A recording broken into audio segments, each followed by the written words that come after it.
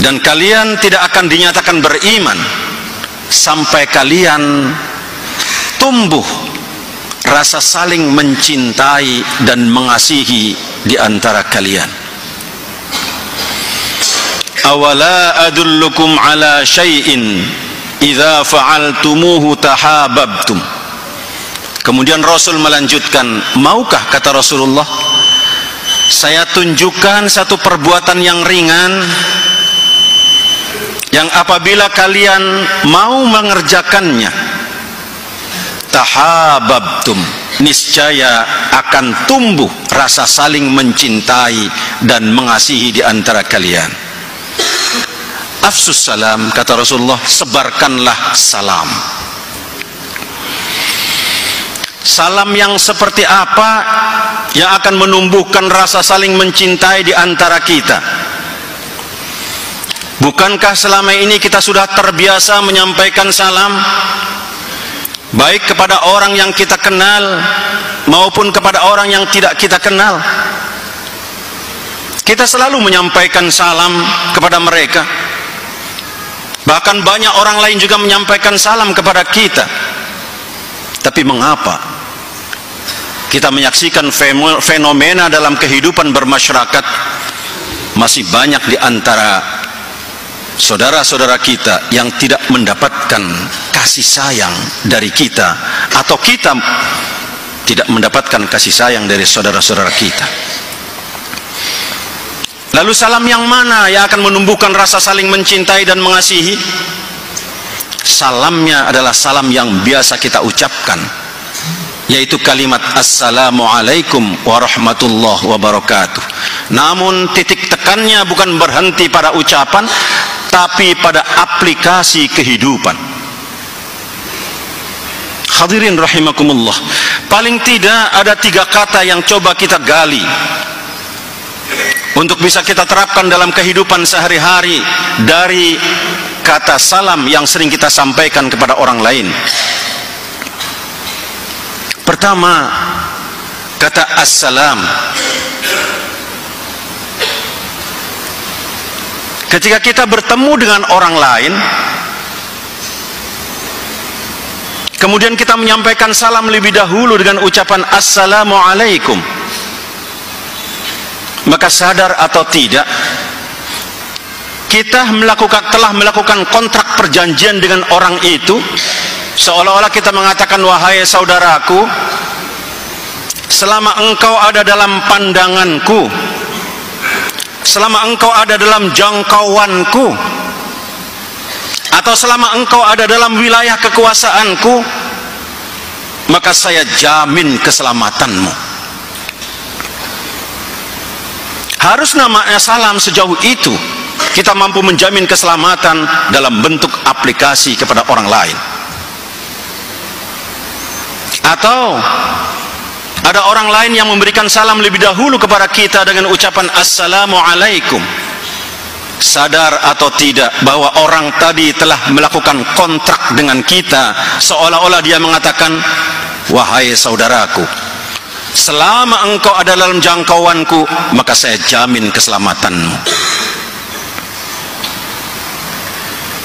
Karena itu hadirin rahimakumullah, sungguh ironi kalau ada orang masuk ke dalam rumah orang lain, mengetuk pintu, kemudian mengucapkan salam, tapi begitu ada di dalam rumah orang itu, dia lakukan kezaliman.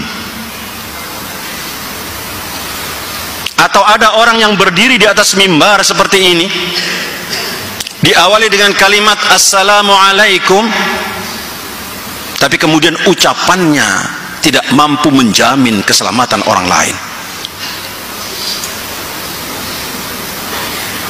Maka salam yang harus kita sebarkan adalah bagaimana upaya kita untuk menjamin keselamatan orang lain. Jaminan apa yang harus kita berikan kepada orang lain? Pertama, hifdzuddin, jaminan keselamatan agama baik bagi diri kita maupun bagi orang lain. Kita wajib menjamin keselamatan agama, dan kita nggak boleh mengganggu agama dan keyakinan orang lain. Yang kedua, hifdzun nasab, menjaga keturunan. Itulah sebabnya kita dilarang untuk berzina, karena keturunan adalah merupakan kehormatan. Yang ketiga, hifdzul mal, menjaga harta benda kita. Itulah sebabnya kita dilarang mencuri. Yang keempat, hifdzul aql, menjaga akal kita. Itulah sebabnya kita dilarang untuk merusak akal kita, apakah melalui bacaan-bacaan yang akan merusak pikiran kita, atau bahkan melalui minuman-minuman yang memang akan merusak pikiran kita. Kita diajarkan untuk itu semua, untuk menjamin keselamatan ini. Sehingga ketika satu di antara kita saling menjamin keselamatan, akan tercipta kedamaian di antara kita. Lalu kalau ada orang lain yang sudah memberikan jaminan keselamatan bagi diri kita, atau kita telah memberikan jaminan keselamatan pada orang lain, apa kewajiban kita terhadap orang yang telah memberikan jaminan keselamatan pada diri kita? Al-Quran mengajarkan, wa idza huyyitum bitahiyyatin fahayyu bi ahsana minha aw rudduha. Kalau engkau telah diberikan penghormatan, huyyitum, penghormatan, dan para mufassir mengatakan huyyitum ini adalah assalam, yang berarti kalau kita telah diberikan jaminan keselamatan oleh orang lain, maka Allah membimbing, fahayyu bi ahsana minha aw rudduha, maka balaslah keselamatan itu, balaslah jaminan keselamatan yang orang lain berikan pada kita, bi ahsana minha, dengan balasan jaminan keselamatan yang lebih dari orang lain yang berikan kepada kita. Kalau saja kita tidak mampu memberikan jaminan yang lebih dari yang orang lain berikan pada kita, Allah kemudian memberikan batas minimal, aurudduha, kata Allah, minimal sama dengan yang orang lain berikan pada kita. Subhanallah, begitu mulia nilai salam dalam kehidupan kita, yang harus kita terapkan dalam kehidupan kita sehari-hari. Apakah cukup dengan memberikan salam? Ternyata tidak. Maka ada kalimat yang kedua, yaitu rahmah. Assalamualaikum warahmatullah. Kalimat rahmat. Setelah kita memberikan jaminan keselamatan pada orang lain, maka segera kita menyebarkan rahmat bagi orang lain. Rahmat yang mana yang harus kita sebarkan kepada orang lain? Rahmat yang pernah dititipkan oleh Allah Subhanahu wa ta'ala kepada setiap nurani kita di dunia ini, untuk kita sebarkan kepada orang lain. Ketika Allah menciptakan langit dan bumi, berbarengan dengan itu Allah menciptakan 100 macam rahmat. Satu rahmat diturunkan oleh Allah ke bumi, dititipkan kepada setiap yang memiliki nurani untuk disebarkan kepada yang lainnya. Kalau kita pernah menyaksikan seekor ayam betina yang pengecut lari kalau ada orang lewat, tapi satu ketika saat di bawah sayapnya dia sedang melindungi anak-anaknya, maka ketika dia ada orang lewat di depannya, orang itu akan diserang oleh ayam tadi. Kenapa demikian? Karena ayam merasakan ada titipan 100 rahmat yang dititipkan oleh Allah kepadanya untuk disebarkan kepada yang lainnya. Atau kita menyaksikan seekor harimau yang buas dan ganas, saat dia melahirkan anaknya, kita menyaksikan harimau itu menjilati anaknya dari mulai ubun-ubun sampai ke tengkuknya. Karena harimau merasakan ada titipan 1/100 rahmat yang diberikan oleh Allah kepadanya. Atau mohon maaf, kita menyaksikan seorang kakek yang sudah tua di rumah sakit menunggui cucunya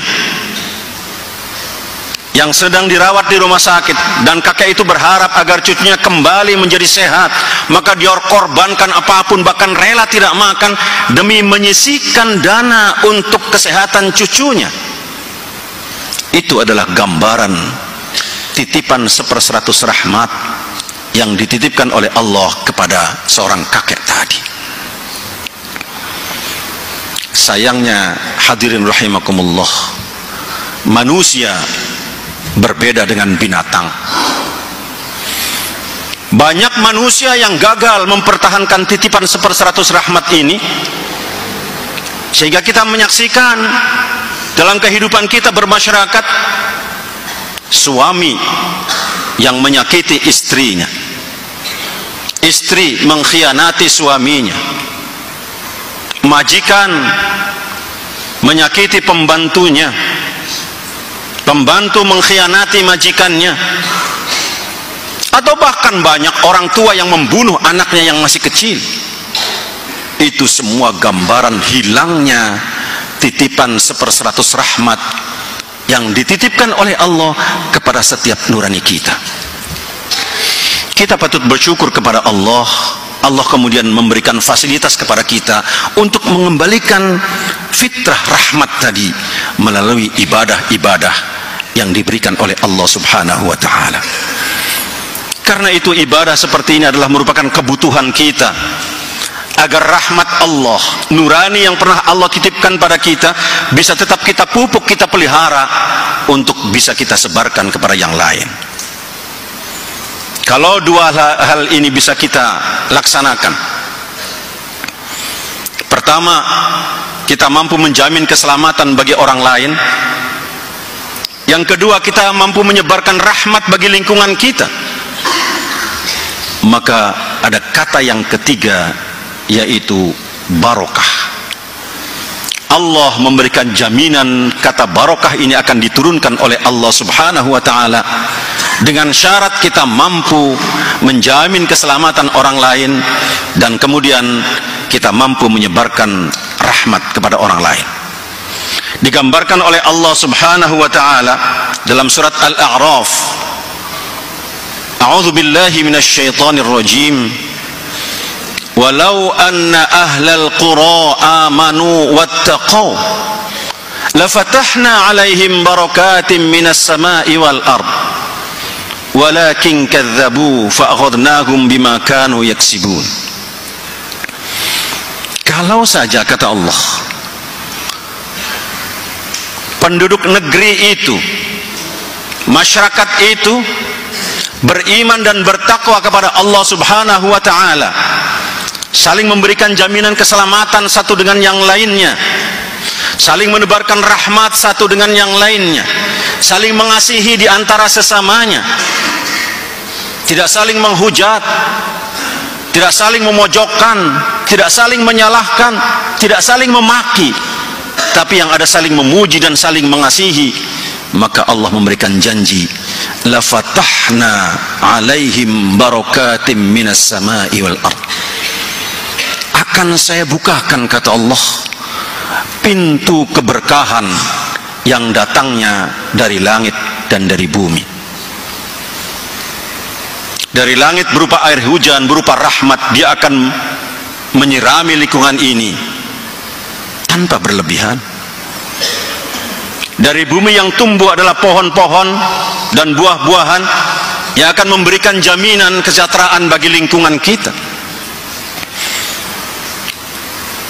Walakin kadzabu, tapi sungguh sangat disayangkan, kata Allah, mereka lebih suka mengambil jalannya sendiri, mendustakan ajaran-ajaran ini sesuai dengan keinginan dan hawa nafsunya masing-masing. Karena itu hadirin rahimakumullah, untuk membangun lingkungan yang aman, adalah merupakan tanggung jawab kita sebagai orang yang beragama. Tanggung jawab kita dalam menyebarkan salam untuk orang lain, salam dari diri kita untuk disebarkan kepada orang lain. Karena itu, melalui mimbar yang mulia ini, khatib mengajak kepada hadirin sekalian, mari kita sebarkan salam. Diawali dari lingkungan kita, keluarga kita, RT kita, RW masyarakat, bangsa secara keseluruhan, untuk jangka waktu yang tidak terbatas.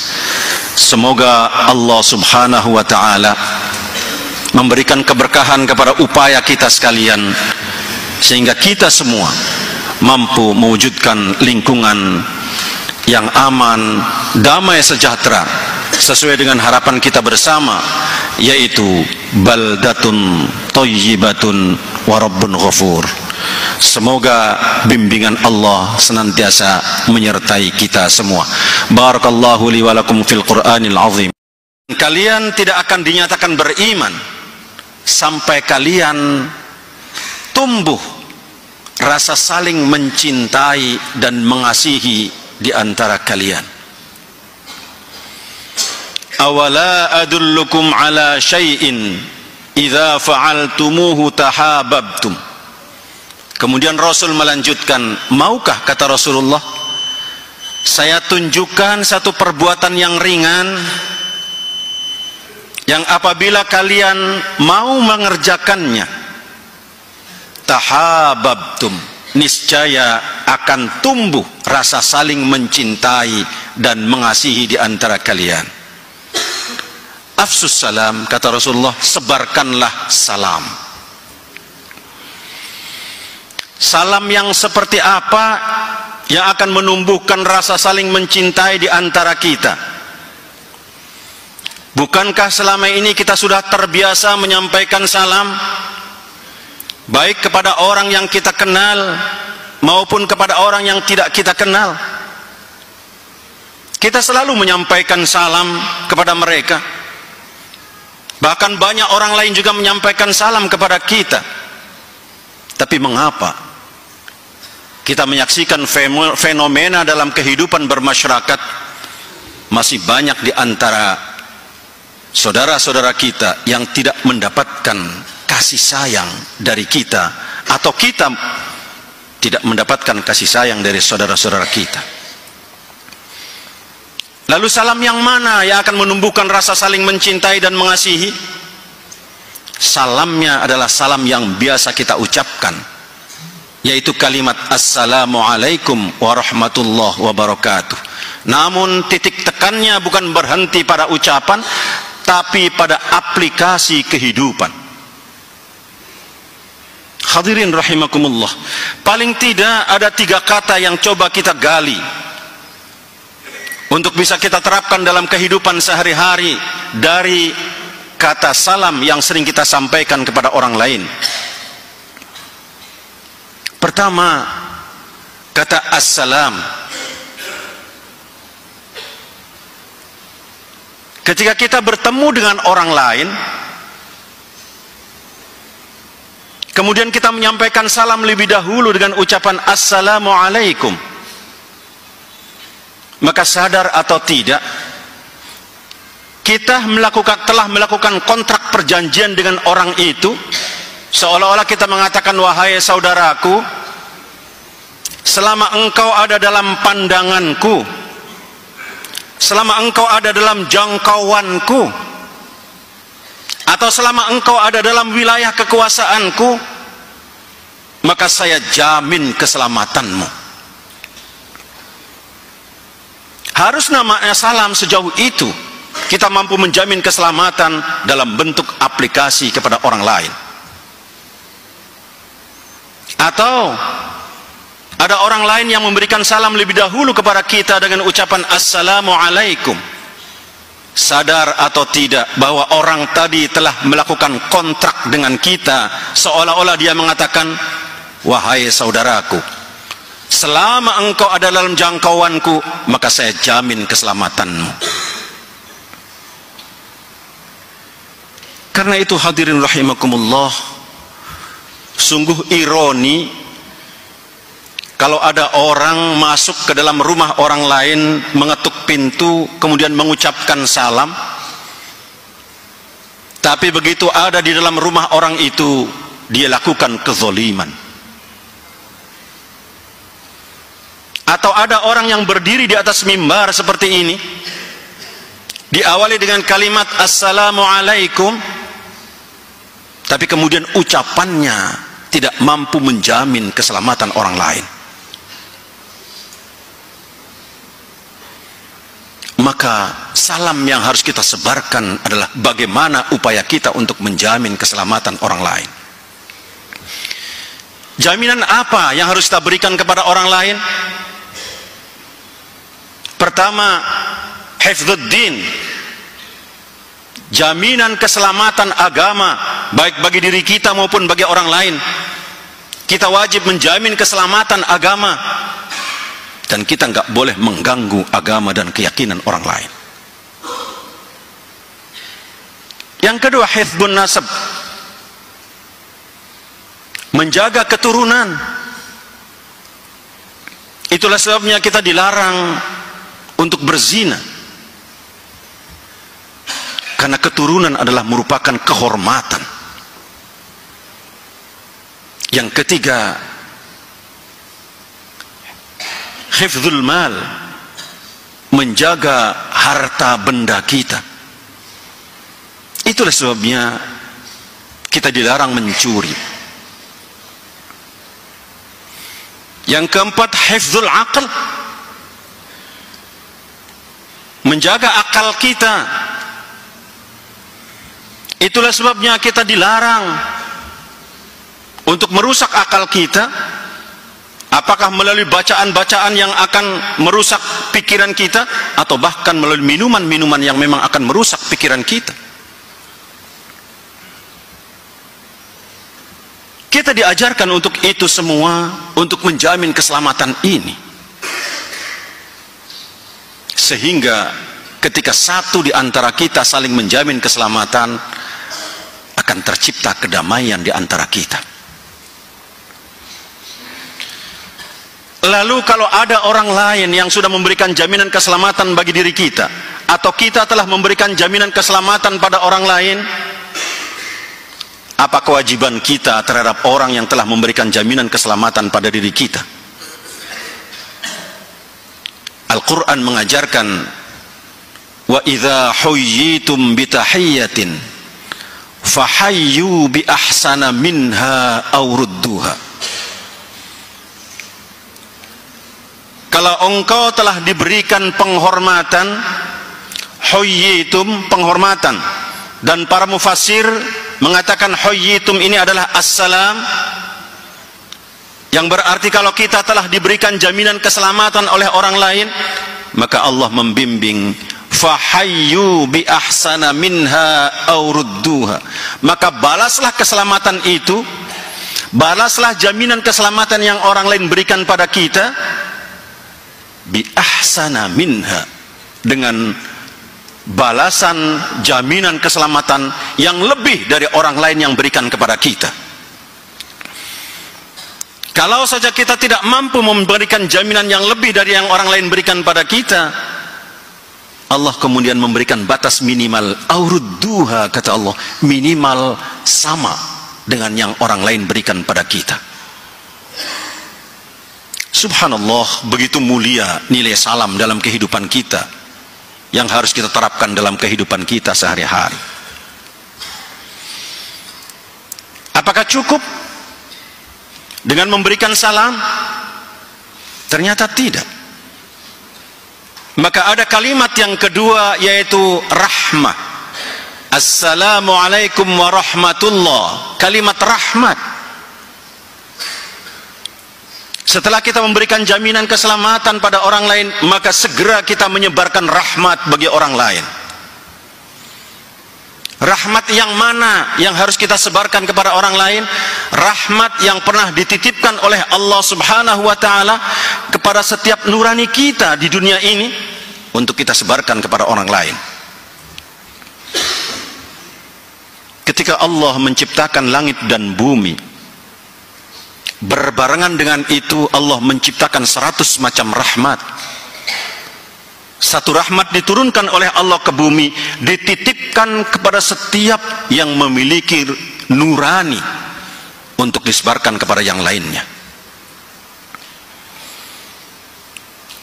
Kalau kita pernah menyaksikan seekor ayam betina yang pengecut, lari kalau ada orang lewat, tapi satu ketika saat di bawah sayapnya dia sedang melindungi anak-anaknya, maka ketika dia ada orang lewat di depannya, orang itu akan diserang oleh ayam tadi. Kenapa demikian? Karena ayam merasakan ada titipan 1/100 rahmat yang dititipkan oleh Allah kepadanya untuk disebarkan kepada yang lainnya. Atau kita menyaksikan seekor harimau yang buas dan ganas, saat dia melahirkan anaknya, kita menyaksikan harimau itu menjilati anaknya dari mulai ubun-ubun sampai ke tengkuknya. Karena harimau merasakan ada titipan 1/100 rahmat yang diberikan oleh Allah kepadanya. Atau mohon maaf, kita menyaksikan seorang kakek yang sudah tua di rumah sakit, menunggui cucunya yang sedang dirawat di rumah sakit, dan kakek itu berharap agar cucunya kembali menjadi sehat, maka dia korbankan apapun, bahkan rela tidak makan demi menyisihkan dana untuk kesehatan cucunya. Itu adalah gambaran titipan 1/100 rahmat yang dititipkan oleh Allah kepada seorang kakek tadi. Sayangnya hadirin rahimakumullah, manusia berbeda dengan binatang. Banyak manusia yang gagal mempertahankan titipan 1/100 rahmat ini, sehingga kita menyaksikan dalam kehidupan kita bermasyarakat, suami yang menyakiti istrinya, istri mengkhianati suaminya, majikan menyakiti pembantunya, pembantu mengkhianati majikannya, atau bahkan banyak orang tua yang membunuh anaknya yang masih kecil. Itu semua gambaran hilangnya titipan 1/100 rahmat yang dititipkan oleh Allah kepada setiap nurani kita.